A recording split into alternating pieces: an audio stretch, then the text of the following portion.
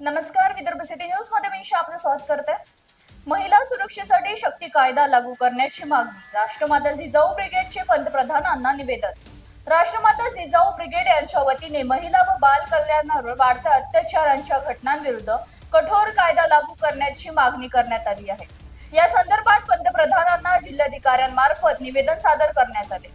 निवेदनात म्हटले आहे की महिलांवर अत्याचार, छळ व बालकांवरील गुन्ह्यांमध्ये वाढ होत असून अशा क्रूर घटनांना आळा घालण्यासाठी विद्यमान कायदे अधिक कठोर करण्याची गरज आहे। महाराष्ट्रात प्रस्तावित करण्यात आलेल्या शक्ती कायद्यांच्या धर्तीवर संपूर्ण देशभर कठोर कायदा लागू करण्यात यावा अशी मागणी संघटनेने केली आहे। संघटनेच्या वतीने गंभीर गुन्ह्यांमध्ये फाशी किंवा जन्मठेपेसारख्या कठोर शिक्षेची तरतूद, तपास व न्यायालयीन निकालांसाठी 21 ते 30 दिवसाची कालमर्यादा, प्रत्येक जिल्ह्यात विशेष तपास पथकांची स्थापना, तसेच सोशल मीडियावर महिलांविरोधात आक्षेपार्ह पोस्ट, जोक्स, शिवीगाळी व बदनामी रोखण्यासाठी कठोर कलमे लागू करण्याची मागणी करण्यात आली आहे। देशातील माता भगिनींना सुरक्षित व भयमुक्त वातावरण मिळावे यासाठी केंद्र सरकारने या विषयाकडे गांभीर्याने लक्ष देऊन आवश्यक पावले उचलावीत अशी मागणी निवेदनात करण्यात आली आहे।